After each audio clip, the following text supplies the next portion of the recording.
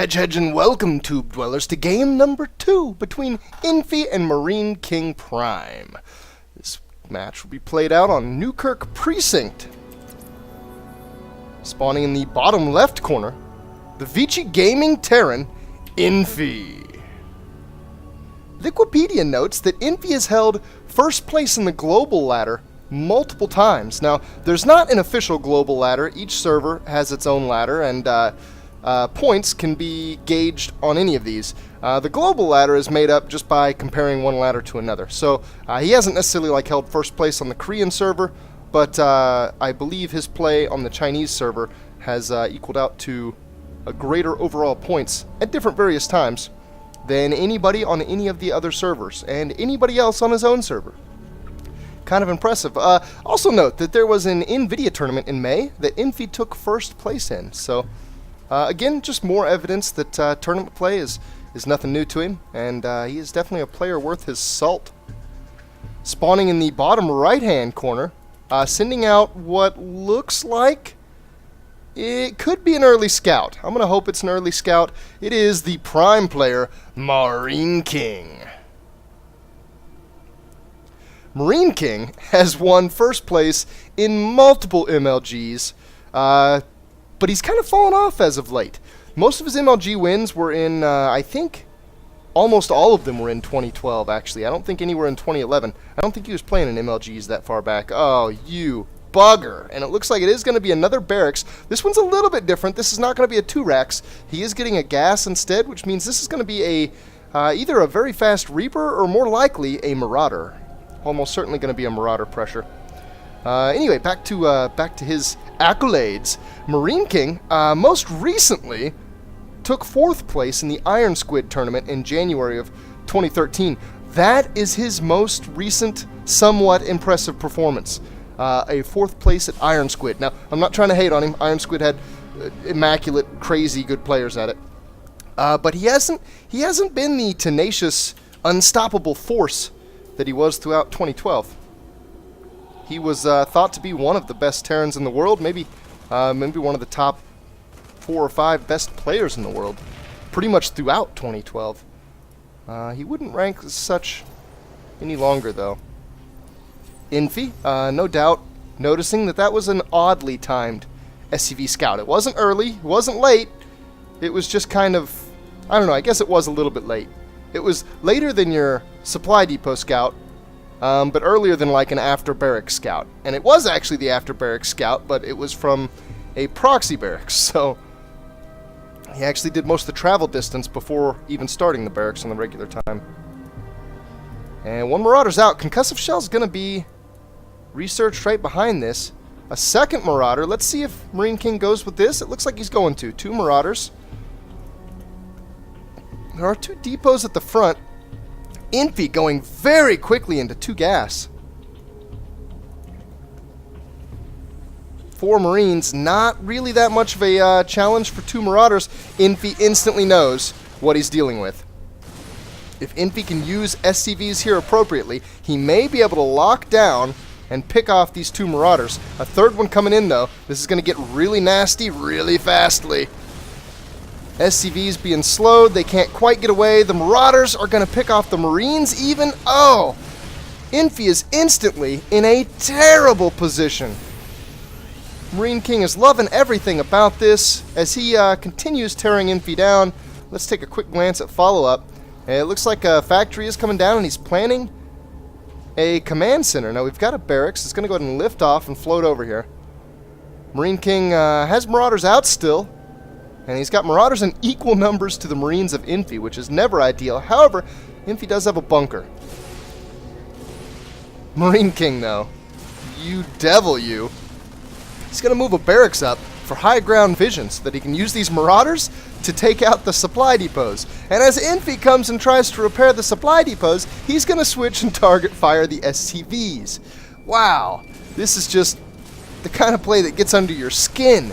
If I was in a tournament right now in Infi's shoes, I would be raging so hard. I would be gripping my mouse to the point of crushing it. Did he lose vision there, or did he really just stop? Yeah, he lost vision. There for a second I thought he stopped just to let it burn down and laugh.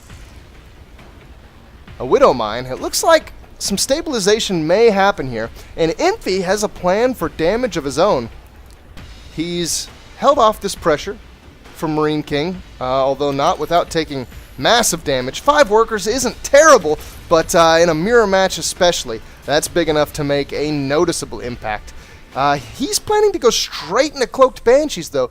The first Banshee is on its way, and he's researching Cloak. MarineKing, however, is totally wise to this. The barracks floating in, saw everything. Oh, I'm terribly sorry. The first Banshee's actually on the map. I missed it crossing the map, even. I should have noticed the vision path. And Infi's going to put some damage in. He doesn't have a kill yet, and MarineKing already has a missile turret up. There's the first SCV. MarineKing's going to micro this Widow Mine around to try to ensure that it gets as much damage as possible. Infi, noting MarineKing's lack of anti-air, is going to be annoying and just pick off whatever he can. A tech lab here on this factory. A little bit vulnerable because MarineKing's anti-air can't really move that well. That was until these 2 Vikings came out. And it looks like MarineKing's actually getting 2 more. This is a hell of a Viking investment.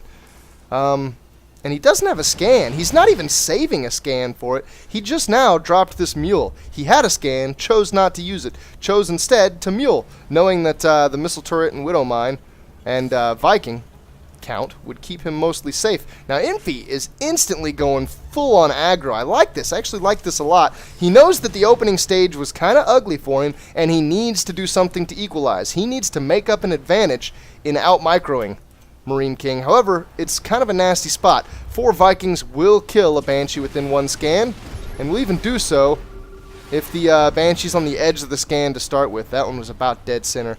MarineKing takes the Banshee out easily. MarineKing following up into, it looks like vehicle weapons. This engineering bay may have been for the missile turrets alone. Infi following up into a tank immediately. Very interesting. And he's got more coming. His own command center's going down quite behind that of MarineKing. Now, MarineKing's in a kind of strange spot. 6 Vikings, my god! He's bought so many Vikings. If we take a look at the army count, he's bought so many Vikings, he's going to be able to land them and clean this up. I was just now getting ready to talk about MarineKing's vulnerability on the ground, but he killed that argument before it even got started. Each one of these Vikings is 150 minerals and 75 gas.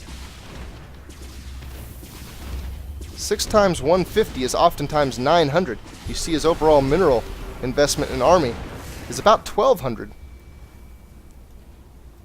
This Viking count makes up, like, I don't even know, I don't want to do the exact math, but like 75% of that. It's changed a little bit, it's jumped. Infi with these tanks, though, tanks should deal really well with Vikings, because Vikings have to land to deal with tanks, and tanks should smash that, but there's just too much. Especially with MarineKing adding in a few Hellbats here. And the Marauders from the early game, he's got too much army for Infi to deal with. Now Infi's doing nice to keep it mixed up. He's got Banshees and tanks continuing to flood in here. He's constantly at an army disadvantage, but he's constantly got MarineKing in a kind of weird position, where he wants to land his Vikings to deal with the tanks, but he wants to lift them off to deal with the Banshee. And in either place, he wants all of them together to make the most out of his advantage, it is sizable, but it's weird. It's kind of a countered advantage. It's still a big advantage, though. I think it's big enough that he's gonna be able to deal with this push. 2 tanks now sieged up, though. If he lands right in between them, oh man, he's gonna land right out here to the side, but he's gonna medevac drop Hellbats directly onto the tanks at the same time. The Hellbat drops are super effective. He loses a lot of Vikings, but he cleans this up, and he's still got 3. 3 Vikings is a magic number to be able to kill a Banshee within a scan before the Banshee can get out of range of the scan, but you've got to have it about dead center. Now there we saw it about dead center, and there you see the perfect example. Banshee barely dies on the edge of the scan. MarineKing's going to carry his advantage. He's getting another command center, and he's taking medevac straight into the main. Oh man. Infi, nobody deserves this. He's getting an engineering bay, also getting his 3rd command center. As this begins, it's 37 to 50 workers. MarineKing, of course, on the advantaged side of that. We'll take another check at that later. MarineKing also purchasing the Infernal Pre-Igniter upgrade for the Hellbats. Shouldn't make a big difference, though. He's got too many here. He's going to just wipe the floor. with what's in position of Infi's army. Now, Infi does have enough to defend this, but it's going to be tough to defend it without taking any losses. I would say nigh on impossible. And MarineKing's got an interesting little advantage. As a matter of fact, he's got his own tank now. He's rolling right up the front. The Vikings even land. He's going to lift him right back off to try to deal with this Banshee. And there's the scan. Let's see if the Banshee does go down. And as I'm saying this, MarineKing has to pick back up because the ground battle actually goes to Infi. But he's coming right back into the main. More SCVs are going down. More Vikings are coming in from MarineKing. Such an odd composition. And this is the exact kind of play that I say makes TvT just a conundrum. Totally incomprehensible. I don't understand what the hell makes Viking Hellbat work against anything, let alone like Marine Tank. How does Viking Hellbat work against Marine Tank? That doesn't make any sense. MarineKing, why you so gosu? Oh, look at this. A 5-kill Banshee, man, picking off reinforcements. Nice small win for Infi, but it's not enough. The advantage from the early proxy carries MarineKing to a victory using just a weird composition. And we've got another real fast game on our hands, so this best of 3 goes 2-0 to MarineKing. I believe this was in the winner's bracket, so Infi's going to drop down to the lower bracket. I know I'm not bringing you guys all the games from this tournament, so I don't know why I really even mentioned the bracket play. But not to give any spoilers, MarineKing does end up in the semifinals of this tournament. The CPL Championship. I don't think I'm going to cast any more MarineKing matches. I may cast another Infi match. I think there is another one later on down this. As a matter of fact, he fights a... no, you know what? I was thinking of XY. I was getting ready to say he fights a teammate of his, but it's XY that fights Jim. Yeah, another Terran. He's Terrans.